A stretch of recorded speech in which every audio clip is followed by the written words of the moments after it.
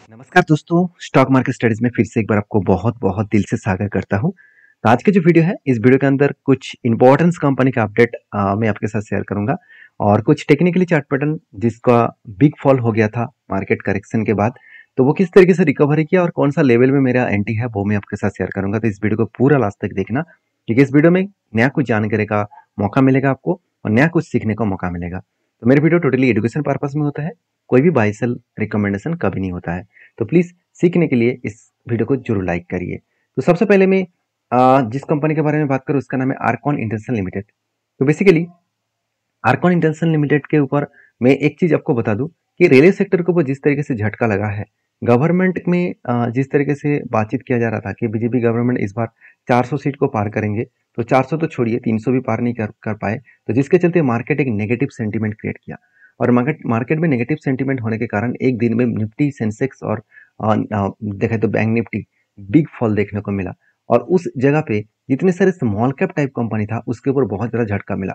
और सबसे बड़ी जो झटका मिला वो है रेलवे सेक्टर के ऊपर। क्यों? क्योंकि मोदी गवर्नमेंट ने खुद कहा था कि नेक्स्ट जो बजट आने वाला है उस बजट में सबसे अगर ज्यादा बड़े बजट का अनाउंसमेंट होगा वो रेलवे सेक्टर के ऊपर होगा। तो सोचिए, अगर गवर्नमेंट ही इतना प्रॉब्लम में है, गवर्नमेंट कौन बनेगा उसका वो अभी भी डाउटनेस है, तो उस जगह पे रेलवे सेक्टर के ऊपर तो एक वोलेटिलिटी होगा ही। क्योंकि जो सेंटीमेंट मार्केट में क्रिएट हुआ है उसमें बायर सेल अभी मतलब बायर और सेलर दोनों ही कंफ्यूजन में है कि एक्चुअली होगा क्या और क्या होने वाला है। और इसी कारण की वजह से मुझे लगता है बिग फॉल देखने को मिल सकता है। तो आर्कॉन इंटरनेशनल लिमिटेड के ऊपर जो लोगों का डाउट है, क्या इस कंपनी के ऊपर क्या कोई खतरा आने वाला है, क्या कंपनी सही काम कर रहा है, तो उसके लिए बता दूं, मैं कंपनी के डिटेल्स आपको डेटा में हमेशा देखने के लिए बोलता हूँ। जैसे कंपनी का सेल्स सेल्स देखिए, कंपनी की इस बार सेल्स थोड़ा सा ज्यादा हुआ, सॉरी थोड़ा सा कम हुआ। और एक्चुअली कंपनी का क्वार्टर बेसिस में ज्यादा हुआ और ईयर बेसिस में कम हो गया। एक्सपेंस को कंपनी मिटाने के बाद नेट प्रॉफिट 256 करोड़ से 247 करोड़ बना।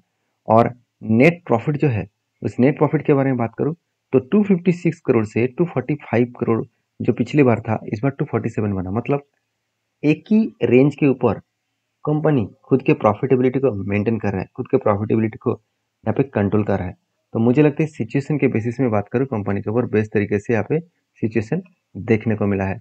अभी इस कंपनी के ऊपर एज ए इन्वेस्टर क्या कर रहा है वो आपको जरूर देखना चाहिए। इन्वेस्टर के बारे में बात करूँ, आप ध्यान से देखेंगे तो म्यूचुअल फंड ने क्या किया, एकदम जीरो होल्डिंग था उसको थोड़ा सा होल्डिंग को बढ़ाकर 0.45% के आसपास होल्डिंग को कंटिन्यू कर रहा है। और एफ के पास जो 2% का होल्डिंग चला गया था वो आज बढ़ के 5.5% के आसपास हो चुके हैं। मतलब इंस्टीट्यूशन अच्छा खासा होल्डिंग को वो कंटिन्यू करना चाहते हैं। और इसी बेसिस में मुझे लगता है जो सिचुएशन बना है उस सिचुएशन के बेसिस में कंपनी आगे बढ़ने का दम रखेंगे। बाकी इस कंपनी के ऊपर जो जो अपडेट है वो मैं अपडेट आपके साथ शेयर किया हूँ। उस अपडेट के बेसिस में कंपनी आगे बढ़ने का कितना पोटेंशियल है जरूर मुझे कमेंट्स करके बताना। अब इस कंपनी के दो पॉइंट्स मैं आपके साथ शेयर करूंगा। पहली पॉइंट्स क्या है, पहली पॉइंट्स देखेंगे कि इस कंपनी के ऊपर जो कैपेक्स है, अगर मैं कैपेक्स के बारे में बात करूँ तो कंपनी क्या सही में कैपेक्स को इंक्रीज किया? ऑब्वियसली किया। पिछले सालों में मतलब लास्ट 4 ईयर्स में कंपनी के ऊपर कोई भी कैपेक्स नहीं था। तो अभी कैपेक्स कितना है? 800 करोड़। जो पहले कंपनी का कैपेक्स था 350 करोड़, अभी वो बढ़ के 800 करोड़ हो चुके हैं। मतलब बेस्ट तरीके से यहाँ पे कैपेक्स बनने का कैपेबिलिटी है। तो मुझे लगता है बेस्ट तरीके से सिचुएशन इस कंपनी के ऊपर देखने को मिलेगा। बाकी इस कंपनी के ऊपर जो टेक्निकली चार्ट पैटर्न है उसके बारे में बात करूँ तो आप देखेंगे तो कंपनी के ऊपर पहले कब बना, उसके बाद यहाँ पे 2 बार हैंडल बना था, फाइनली यहाँ पे एक बार टारगेट हुआ। दूसरी बार मैं टारगेट पाने के लिए इंतजार कर रहा था, यहाँ पे क्या बना, एक बिग कप बना, उसके बाद एक हैंडल पैटर्न क्रिएट हुआ। अभी मुझे यहाँ पे ब्रेकआउट होने का इंतजार में हूँ। मतलब यहाँ पे ब्रेकआउट करेगा तो मैं फिर से यहाँ पे एक एंट्री लेने वाला हूँ। और जिस तरीके से करेक्शन हुआ उसको रिकवरी करना इतना आसान नहीं होगा, उसके लिए थोड़ा सा टाइम लग सकता है। तो ये मार्केट है, यहाँ पे हर सिचुएशन आपको देखकर ही काम करना पड़ेगा। इस यहाँ पे कोई खुद का मतलब मन के बात सुनकर काम नहीं करना है। यहाँ पे कंपनी के बिजनेस के बारे में और कंपनी के फ्यूचर विजन के बारे में पता करके आपको काम करना है। तो आपकी क्या राय है जरूर मुझे कमेंट्स करके बताना। नेक्स्ट जो कंपनी उसका नाम है CDSL, central depository services limited. देखिए दो डिपोजिटरी फर्म है, एक CDSL और दूसरा NSDL। ज्यादा से ज्यादातर कंपनी CDSL के अंदर ही आपको देखने को मिलेगा। और CDSL के एक इंपॉर्टेंस पॉइंट में आपको बता दूं, CDSL एक ऐसे कंपनी है जो मार्केट में अभी अकेला लिस्टिंग है। जो NSDL अभी तक मार्केट में लिस्टिंग नहीं है, क्योंकि NSDL में बहुत बार फाइलिंग जमा भी किया है लिस्टिंग होने के लिए, सेबी ने उसको रिजेक्शन कर दिया और उसका फायदा डायरेक्टली CDSL को मिला है।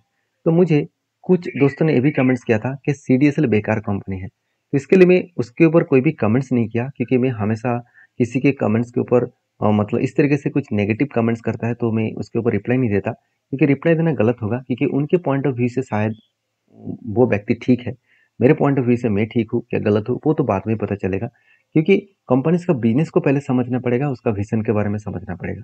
एक चीज़ों को नोटिस करना, आप आज कितना भी मतलब होल्डिंग करके काम करें, तो किसी भी एक कंपनीज के ऊपर आप ट्रेडिंग अकाउंट ओपन करें और देखा जाए तो डीमेट अकाउंट ओपन करें, तो उसका डायरेक्टली लिंक आपको CDS से नहीं तो NSDL के साथ जुड़े हुए हैं। मतलब आप जब भी कोई ट्रेड करेंगे, जब भी कोई इन्वेस्टमेंट करेंगे, वो डायरेक्टली शेयर किसके पास चला जाएगा, CDS से नहीं तो NSDL के पास। तो जब माल बेचेंगे तो वही CDS और NSDL आपका जो ब्रोकर है उसके पास वो शेयर भेज देंगे और वो शेयर आप बेचकर आपके बैंक अकाउंट में फंड ट्रांसफर कर सकते हैं। तो ये जो प्रोसीजर है इसको डायरेक्टली फायदा किसको होता है, CDSL और NSDL को होता है।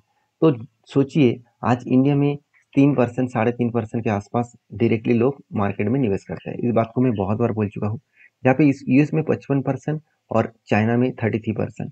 तो सोचिए कितना बड़ा गैप है इंडिया में। तो इस गैप को अगर फिलअप करने के लिए जाएंगे तो कितना बड़ा एक पोटेंशियल इस कंपनी के ऊपर आपको देखने को मिलेगा। देखिए बाकी मैं ज़्यादा कुछ बोलूँगा नहीं यहाँ पे, क्योंकि ज़्यादा कुछ बोलना यहाँ पे ठीक नहीं रहेगा, क्योंकि हर किसी का अलग अलग ओपिनियन है। तो मेरे ओपिनियन को आपके साथ शेयर करो। मुझे इस कंपनी के 2 पॉइंट्स अच्छा लगा। पहली पॉइंट्स क्या है, कंपनी के ऊपर अगर मैं इन्वेस्टर के बारे में बात करूँ तो FIs के पास देखिए 11% और म्यूचुअल फंड के पास 13.5%।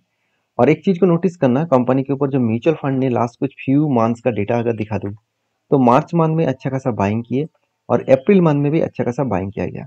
मतलब मार्च एंड अप्रैल मंथ में अच्छा खासा क्वांटिटी यहाँ पे क्या किया गया, एडिंग किए गए, और इसी क्वांटिटी एडिंग के कारण कंपनी के ऊपर अच्छा खासा एक बूस्ट देखने को मिलेगा।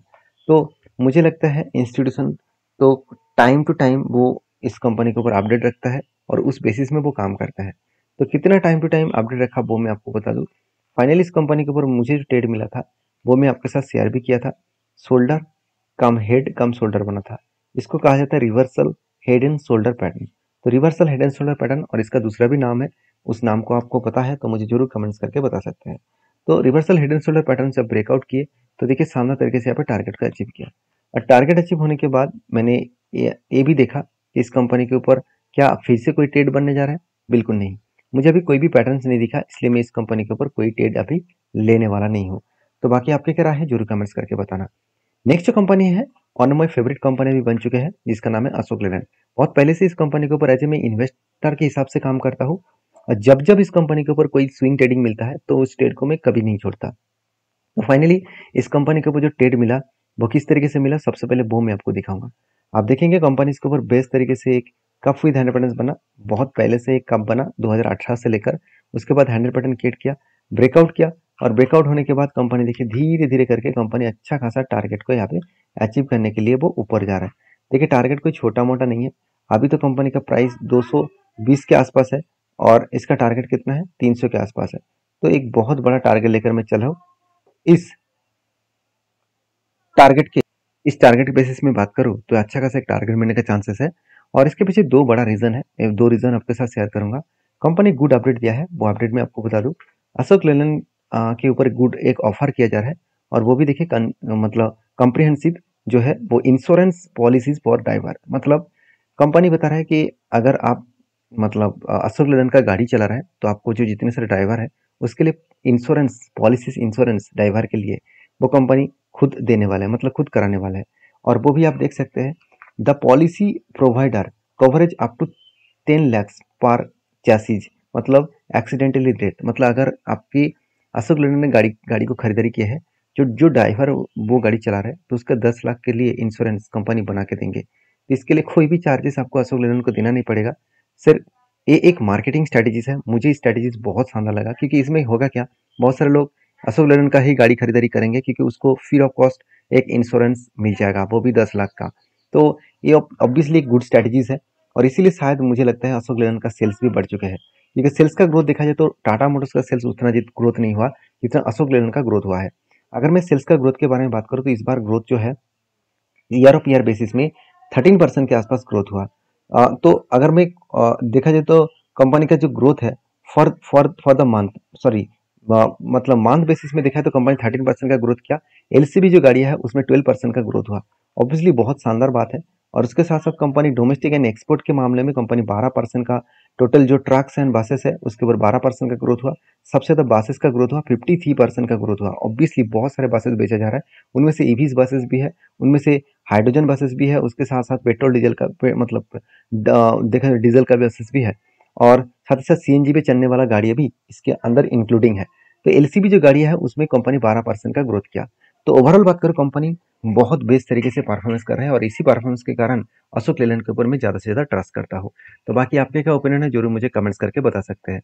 नेक्स्ट जो कंपनी है उसके बारे में बात करूँ, उसका नाम है केसी इंडस्ट्रीज लिमिटेड, जो एक 280 करोड़ का कंपनी है। तो कंपनी गुड अपडेट देने वाला है 4:1 रेशियो का बोनस का, मतलब एक के बदले कंपनी आपको 4 शेयर देने वाला है।